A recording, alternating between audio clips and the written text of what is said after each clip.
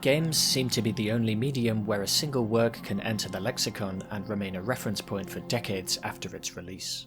Horror films aren't called psycho-likes, and boy bands aren't called Beatles-likes, but somehow 40 years after the release of Rogue, it's still being name-dropped in reference to so-called roguelikes as diverse as Hades, Slay the Spire, and FTL. Perhaps the worst Frankenstein's monster to come out of game terminology, however, is the genre title of Metroidvania, which makes me cringe every time I have to say it out loud. Good luck explaining that to someone who knows nothing about games. But there's hope yet. After all, what were once called Doom clones are now much more sensibly known as first-person shooters, and in fact in Japan the Metroidvania genre is often given the more descriptive title of search action. I take these awkward labels as evidence that our vocabulary for describing game concepts is still quite underdeveloped, and I think it goes to show just how new and fundamentally different interactive media is from the more passive media of old. Clumsy as they may be, the innocent intent behind these titles is simply to categorize and provide a convenient shorthand that helps give the player some kind of clue about what they're in for. But the other side of that coin is that labels can constrain and stifle, and once genre conventions become set in stone, it can take a lot of creative effort to break out of them. If you've kept up with the indie scene of the last 10 years or so, no doubt you've played more than your fair share of roguelikes and search action games. Yes, that's what I'm calling them now. But like me, you may be getting tired of seeing the same old predictable mechanics rolled out again and again. I think the reason indies have gravitated towards these genres is because it lets them get more bang for their development buck, so to speak. Having the player backtrack and crisscross around a map as it slowly opens up is an economical way of increasing how much the player has to do without actually adding anything new. And the randomness inherent in roguelikes means that a limited pool of items and arenas can multiply out into possibilities that are, for all intents and purposes, endless. When done well, these formulas can be a great way for developers and players alike to get a lot of mileage out of a relatively simple set of systems. I repeat, when done well. Because extending your game's runtime by making a player traverse the same areas or beat the same levels again and again can backfire tremendously if it leads to them getting bored and checking out early. This of course is why it's so crucial for any entry into the genre to bring something genuinely new to the table in order to keep the player interested through its more repetitive moments. And if there's one game I've played recently that straddles this line between laborious tedium and breathtaking originality, it's Ultros. While it's tagged on Steam as both a Metroidvania and roguelike, the latter label is a total mischaracterization of how Ultros works. The player is sent back to the beginning and loses their items multiple times in a playthrough, but this only happens at predetermined points, usually after beating an area boss. On top of that, unlike your average roguelike, there's no randomness or unpredictability in Ultros, and in fact, as we'll see later, the player has an astounding amount of control over the game world and its inhabitants. In its first few hours, you'd be forgiven for thinking that Ultros was nothing more than a standard search action experience, albeit a visually inventive one. And, it has to be said, one with a pretty underwhelming combat system. More on that later. But that's because Ultros is a game that doesn't show its full hand until the halfway point, and when it finally does, it becomes one of the most innovative takes on this type of game that I've seen for some time. Without spoiling too much, when Ultros makes this switch and you realise what it's really all about, it bucks the trends of the genre in some incredibly imaginative ways, one of which is that instead of gaining new platforming abilities, you start gaining abilities for manipulating the environment in ever more complex and freeform ways. Multiple times throughout the game, I would reach one of these unlocks and then nod thoughtfully as a massive amount of new potential I now had access to clicked into place in my brain.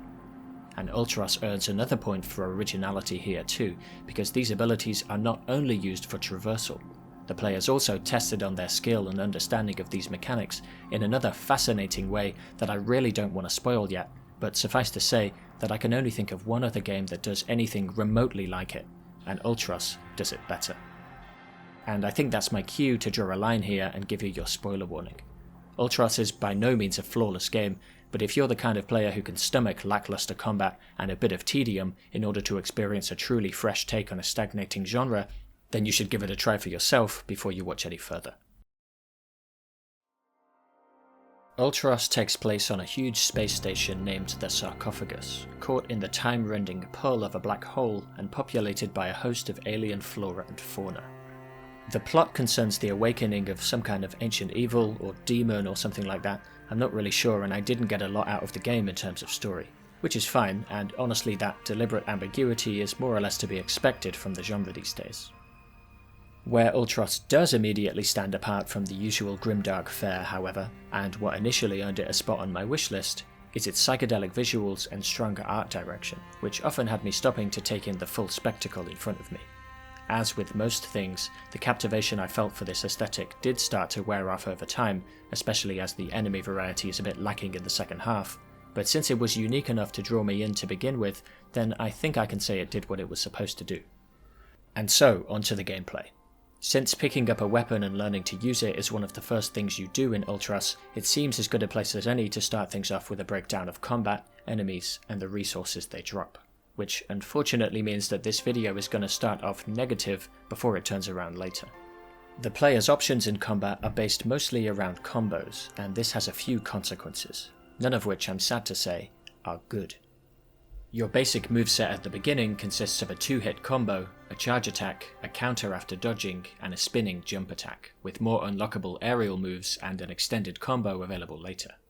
These additional moves are unlocked by spending points gained from eating the remains of defeated enemies, with the catch being that repeating the same moves on an enemy will cause it to drop less valuable remains that give far fewer points and heal for less.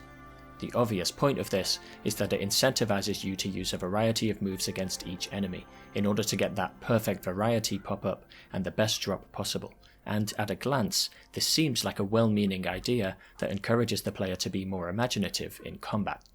In practice, however, it ends up having the opposite effect, because, quite simply, the player has nowhere near enough combat options for this system to work. Against smaller enemies with less health, once you've figured out a series of moves that takes them down with perfect variety, you're incentivized to stick with that method and avoid experimentation, because doing otherwise might cost you the perfect drop, and since enemies don't respawn until a new time loop, you'll want to avoid wasting them. When it comes to the larger enemies, which are invariably damage sponges with way too much health, I genuinely have no idea how the player is supposed to deal enough damage to take them down without repeating moves, because the moveset just isn't varied enough. To add to this baffling joke at the player's expense, some of these big enemies have shields at the front and are only vulnerable on weak spots at their back, meaning that the number of viable attack options are even further reduced. And still, I've only scratched the surface of my problems with this game's combat system. Because each slash of your 3 or 4 hit combo counts as a separate attack, you have to make sure you carry out the full combo every time to get the most out of it and avoid repeating yourself. If you only perform the first 2 strikes and then stop, then it's now impossible for you to access the 3rd or 4th without repeating the first 2 again and ruining your chances at perfect variety.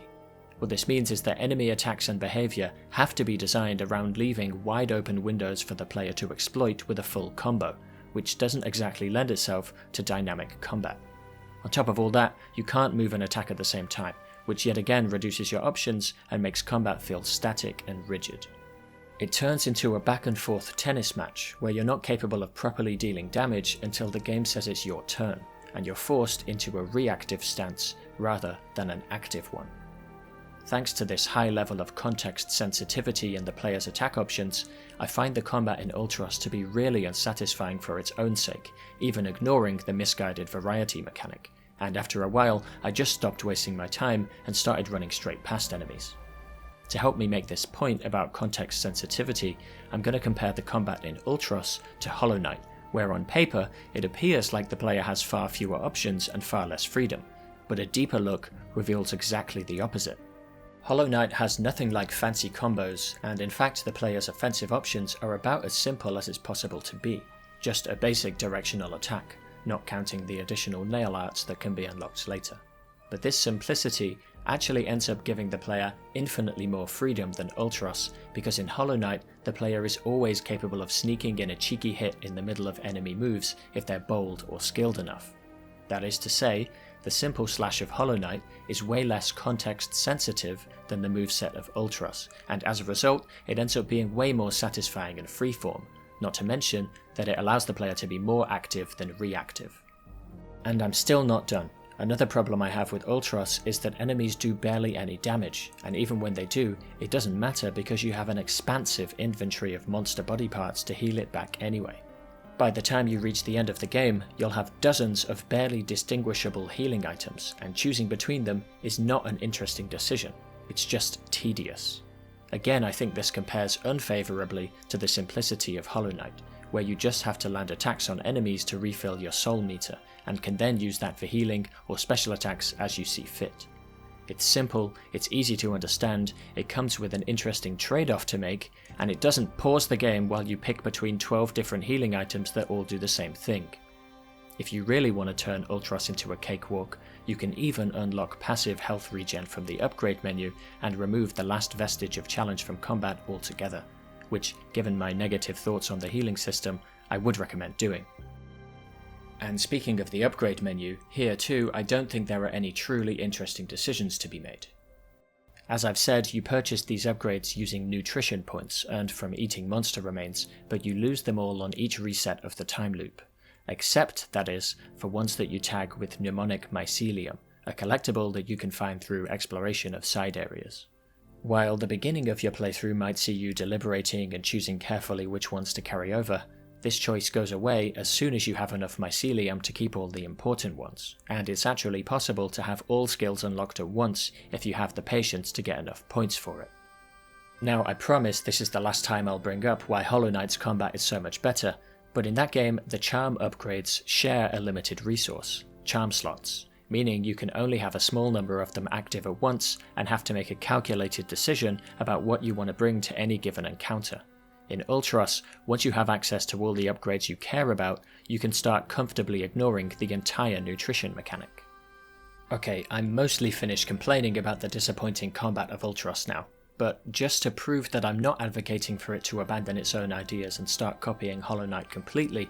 here's a couple of suggestions for how I think the devs could have built on and improved what they were trying to do. Firstly, and most importantly, the player needed to have a lot more offensive options in order to make the variety mechanic work. What I find quite puzzling about this is that the game is so close to solving this, but it doesn't take the final step. There are technically two different weapons in Ultros, at least according to the inventory screen. In actual fact, there's no difference whatsoever between the two, and I have absolutely no idea why the devs bothered to do this. Being able to switch between two weapons with different movesets would have vastly increased the attack options available to the player in combat, and the variety mechanic would have started to make a lot more sense, but sadly it's nothing but wasted potential. 8 Doors is a similar search action game that also has an emphasis on combos, with lengthy pauses between enemy attacks, but is implemented better than in Ultros because the player can switch between multiple weapons with different movesets on the fly to pick whichever suits their current needs. A similar option in Ultros could have gone a long way towards livening up the combat. It also couldn't have hurt to include a bit more enemy variety, and to make the bigger ones less spongy, but I see this as a problem that goes hand in hand with the lack of variety in the player's moveset. The problem is that there's just a lack of variety in general. Increasing the diversity in just one of these areas would likely make up for shortfalls elsewhere, and it may be that increasing the options available to the player would be enough to make the repetition of enemies more bearable without having to put more work into designing additional ones. The somewhat middling peak of Ultros' combat as it stands is probably the boss fights, because each one is unique and they often give the player something more to do than just hitting the attack button, like exploiting weak spots, dodging obstacles, or flying through the arena to reach them. I think this goes to show just how important variety is, and how it can save an otherwise simplistic combat system from getting stale. And with all that out of the way, I can move on to discussing the more successful and innovative aspects of Ultros that actually make it worth a recommendation. Things will get a lot more positive from this point, and the search side of this search action experience, that is to say the exploration and discovery of new abilities, kept me intrigued throughout. Let's do a time loop of our own and go back to the beginning so that we can start from there. The possibilities open to the player at this early stage are quite limited, and it's mostly a linear trek through a starting area towards the first boss, with a couple of offshoots from the critical path that have some things to pick up, like the mnemonic mycelium I've already mentioned, as well as a few different types of seeds, the full significance of which will be lost on you at this early stage. One of these seeds is given to you for free, and with heavy encouragement that you should plant it here, which will pay off shortly in one of the game's many click moments. The most important item you'll find in this intro, however, is the extractor, which serves both as your double jump and eventually as your all-purpose gardening tool. Perhaps you're starting to get an idea for where this is all going, but if you haven't played the game yourself, then I guarantee there's at least one big surprise still waiting. Once you've dealt with the lukewarm first boss, the next chamber contains a shaman who you have to destroy for story progression, and in typical genre fashion, your goal from this point on is to dispatch the 6 other shamans located around the game's world. Passing into the next room at the centre of the map, however, we see you being forcefully introduced to the game's time loop mechanic, which kicks in every time you return to this central chamber after taking out one of the shamans. You're sent right back to the starting point at the edge of the map, with all the seeds and healing items in your inventory gone, losing any upgrade skills that didn't have mycelium assigned, and also missing your weapon and the extractor, which means you can't double jump. This loop reset also causes all enemies and bosses around the map to respawn, although there's yet another wrinkle to this that I'll get to later. Proceeding forward as you did last time, you'll grab yourself a weapon again and pass through the same areas as before until you reach the spot where you planted that seed previously, which the time loop has caused to blossom into a tree that can now be climbed for access to a totally new path and area of the map. And just like that, the true importance of seeds and plant cultivation suddenly starts to become apparent. They don't just drop fruit, they allow you to manipulate the environment to reach places that were inaccessible before. Skipping forward a bit, after this the game proceeds more or less how you would expect for a few hours. You make your way back to the central chamber to retrieve your double jump, use it to reach a boss and the shaman hiding behind them, then do it again as the time loop resets.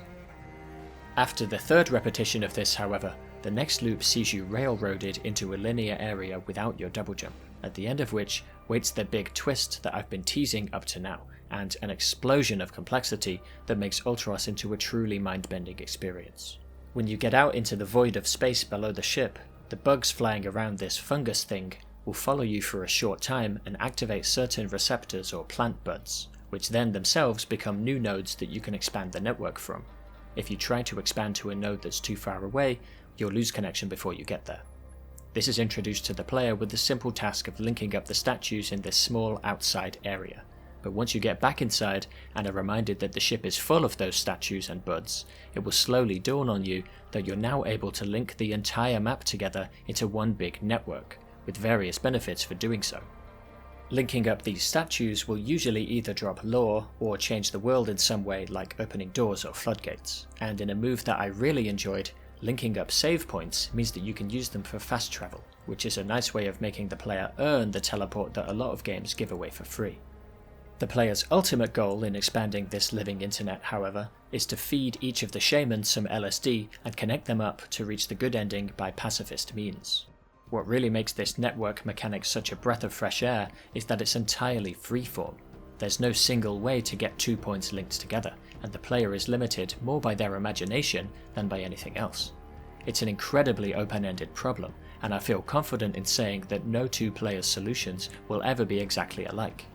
Now, with all that said, I should point out that this is all technically optional, and this entire mechanic can be mostly ignored if you just want to see the credits roll and don't care about getting the bad ending. As of the writing of this video, less than 5% of players actually went to the trouble of connecting all of the shamans, which is a shame because it's by far the most interesting and original part of Ultros. But anyway, I've hyped it up enough. It's time to dig into how all of these mechanics actually fit together and what makes them so compelling. Starting with the plants and seeds, there's an impressive variety of effects they can have, as well as numerous abilities to manipulate their growth in ever more complex ways. There's a grass that increases your move speed and lets you run along walls, a vine that creates tendrils you can swing across, a bloody sprout that creates platforms on the corners of walls. I could go on. While many plants are able to assist in traversal in different ways, what they all have in common is that they generate buds which can be used to expand the network, although they'll do this in a different pattern depending on the shape of the plant and fertility of the soil. In addition, plants can also be utilised to break through clockwork obstacles, and in one later area to clog up machinery and disable traps. Thanks to these myriad uses, and the fact that seeds are a limited resource, you'll be choosing which ones to plant based on your specific need in that specific spot, whether that's for aiding with traversal, opening a path, or creating nodes to extend the network, and you sometimes need to juggle these priorities to find a solution that works. It's an open-ended decision that usually needs thoughtful consideration, and this goes a long way towards making navigation more interesting in Ultros than in many similar games. As you get deeper into it and more gardening options become available to you, the question of how to reach a high ledge is one with multiple different answers, unlike the lock and key system employed by most search action games, where the only thing being tested is whether you've acquired a certain ability or not. To use a recent example, Laika is a game with a pretty unique movement and combat system, but it starts to wear thin as side quests make you traverse the same areas over and over again, making the exact same jumps and killing the exact same enemies. This extends the game's runtime at the expense of making it repetitive and boring. You do unlock a dash move right at the very end, which may have gone some way towards revitalizing old areas and making them more interesting to traverse again, but by the time this ability drops, it's far too late in the game to make a difference. Ultros improves on this element of the genre, because when you return to an area later, it's not just with new abilities, it's with an entirely new goal of spreading your network, totally recontextualizing environments and keeping them feeling fresh. So let's get into the new abilities that you gain access to over a playthrough, and how they inform the options available to you. The Digger tool is the first important one you get, and it's where the open-ended puzzle potential of Ultros really begins to slide into place, as it allows you to retrieve seeds from the ground to repurpose them elsewhere, or to replace them in that spot with another more appropriate one. It also allows you to dig up compost, revealed on the map screen as a reward for finding map collectibles in optional side rooms. This compost is another limited resource that can be dropped into soil to speed up a plant's growth and prevent you from having to wait for a time loop reset for it to reach its full potential, meaning that again, it needs to be deployed with careful consideration. The Grafter tool, which allows you to take a segment from one plant and stitch it onto another nearby, also greatly expands your options, although I didn't find myself making much use of it in my playthrough. But again, the reason I could get by without it is because the networking problem is so open-ended. I can easily imagine how another player would have relied on it as their main tool, and I have no doubt there are a lot of synergies and tricks to learn for those who experiment with it. The device that really cracks Ultros wide open, however, is the Sprayer acquired close to the end, which allows you to directly manipulate the position of plants. Before you get this power, the unpredictability of plant growth can sometimes make network expansion a bit frustrating, especially with the bigger plants. Once you get the Sprayer though, you can shift your plants around on a spectrum from the tiniest tweak to bending a tree trunk in half, and some of the more direct puzzles even ask you to guide a plant around obstacles to reach a button. Already you can see that there are a lot of complex mechanics interacting with each other here, but amazingly there's still more to it. While you're initially restricted to planting seeds at predefined soil spots, you'll later learn that you can feed enemies to tame them and put them to work creating new fertile soil, with the caveat that new spots won't appear until another reset of the time loop, meaning that a bit of forward planning is required. The fact that the player can have mechanical interactions with enemies besides fighting them already places Ultros in an innovative category of game with very few members, but it goes a hell of a lot further than that. Using the Dig tool, you can root around underground and cut off enemy tunnels to prevent them spawning on the next loop, or you can even create new tunnels to rearrange their spawn points and exercise some control over which patch of ground they end up fertilizing. This is an indispensable feature when you're trying to carry a network connection through a room that doesn't have enough soil or plant coverage, but what really elevates these interactions is that it turns killing enemies into a choice, and often it's a bad move that you want to avoid, which I think is quite subversive for the genre. The only thing missing here is some sort of interaction between enemy types that could occur independently of the player. It would have made the world feel more like a genuine ecosystem than something that exists solely for the player to exploit. And if these interactions led to new creatures or resources being created, then it could have generated even more options in an already startlingly complex game. And options is without a doubt the key word here. Given everything I've laid out so far, I hope I've managed to give you some kind of sense for the complicated and open-ended problem presented by this network mechanic, and the breathtaking amount of control the player has in how they approach solving it, but I think a more concrete example could help in getting the point across. When you set out to connect one of the shamans to the living network, it will look something like this. You'll start by opening your map and planning out the route you want to take to connect the shaman, usually the shortest one, but you might want to factor in existing plants and nodes nearby that could help. Next, you'll need to explore along the route you've chosen and check what the plant and soil coverage is like, making note of any creatures or spawn points you could manipulate along the way to increase that coverage. You'll need to take into account your own traversal and navigation too. More than once I extended my network up to a certain point, only to realise that I'd replaced the plant I needed to use to reach the next room, and had to go back to the drawing board. When it comes to the execution of your plan, sometimes your idea works perfectly on the first try, but more often than not you'll find that you forgot some key detail, or that two nodes are just too far apart to connect together as you planned, and you'll need to figure out some other way around it, or retool your whole plan to get the job done. Solving these problems is incredibly satisfying because of the freedom and responsibility you have to work it all out for yourself, and I suppose in this way it's for the best that the mechanic is mostly optional, since otherwise the devs would likely have felt some pressure to simplify it and make it easier. Either way, in case it isn't obvious, I find something extremely compelling about this game-wide connection mechanic, and I can't believe I'm saying this, but the only other game that comes to mind for scratching that itch is Death Stranding. Thankfully, Ultros one-ups Kojima here because it wisely realizes that the interesting part of a Strand-type game is the creation of the network. It doesn't make you endlessly shuffle back and forth between nodes on your web after you've already built it, because unlike Death Stranding, it knows that this would be utterly pointless and incredibly boring. Throughout Ultros, there's a fair amount of variety in the different areas, and it's mostly on the positive side. Juggling the teleport ball in Infinity Lake makes for an enjoyable navigation puzzle, and some rooms in the Pantheon of Stars stood out to me as the peak of Ultros' visuals, although the inclusion of no less than 3 tile-matching games in that zone was a little questionable. Unfortunately, for the most part, the gimmick of each level doesn't really have any effect on the connection mechanics, until, that is, you reach the refinery level near the end, which is the indisputable highlight of Ultros for precisely this reason, an area where every mechanic of the game comes together to culminate in a freeform puzzle of stunning complexity. The gooey liquid that flows throughout this refinery actually adds another wrinkle to that complexity, as it has the dual effect of making plants grow indefinitely and also preserving your network connection while you're submerged in it, allowing you to extend it much further than usual. This area also bucks the trend of most of the others, where the shortest route to connect the shaman to the network is usually to go backwards through the exit. In the refinery this isn't possible, because the shaman sits at the highest point of the level, and you need to keep a connection going through the entire region to get to it.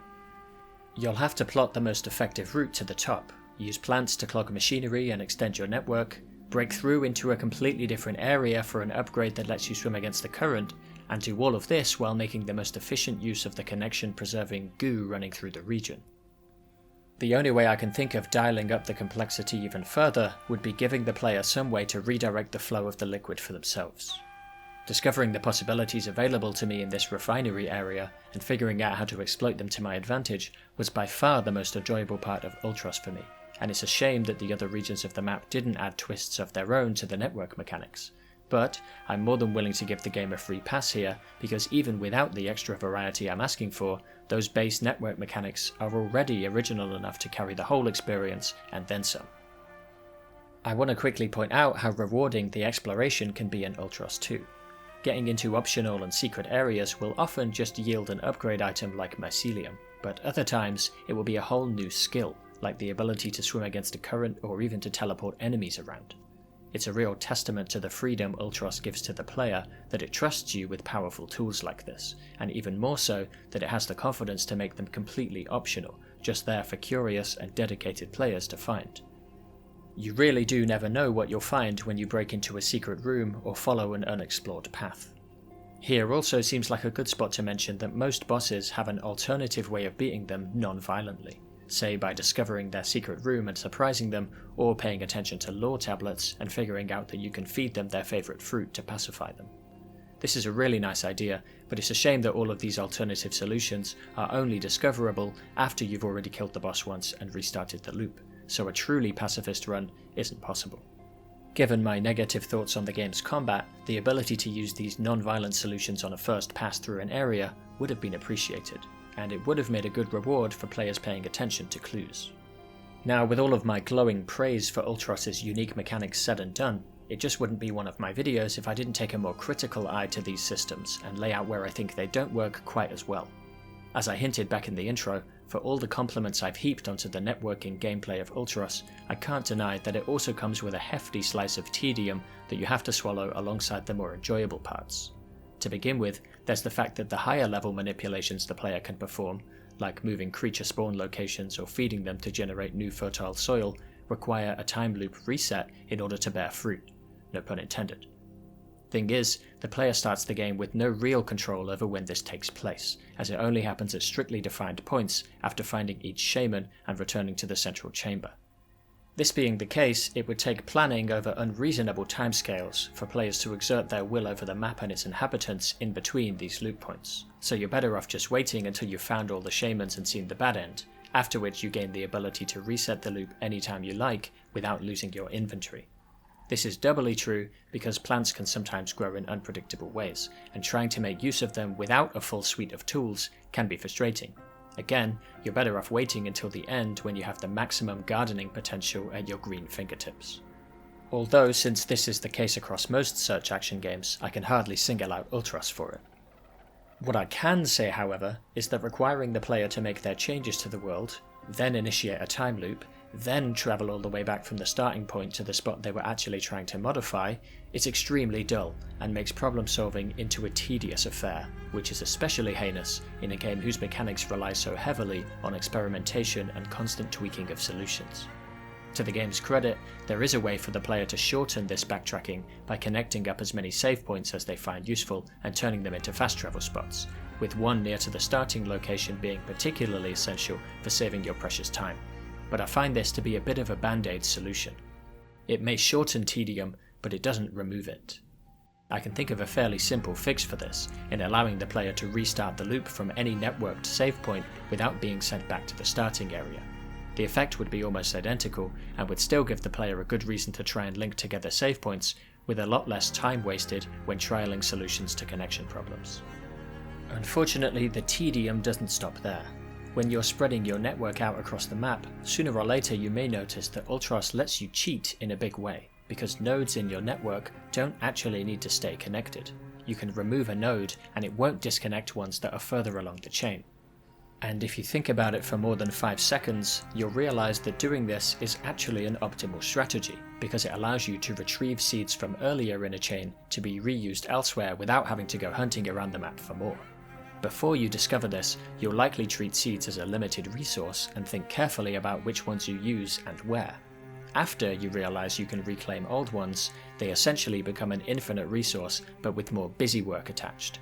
In general, I think the resource systems in Ultros needed a bit of a rethink, from the practically limitless supply of healing items to the seed problem I just mentioned, although in fairness to the devs, I can't see an easy solution to this while retaining the high degree of game-wide freedom currently given to the player.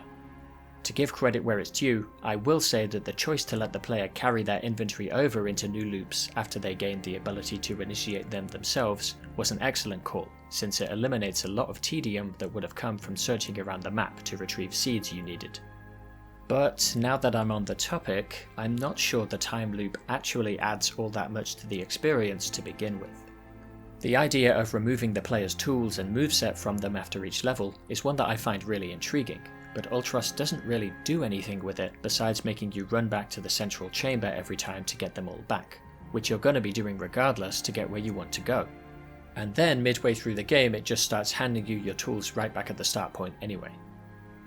The exception to this massive missed time loop potential, which I actually really enjoyed, is the player's first visit to Infinity Lake, which they're funneled into at the start of a loop without any tools, and crucially, without a double jump, which is what necessitates the use of the teleport ball mechanic unique to this area.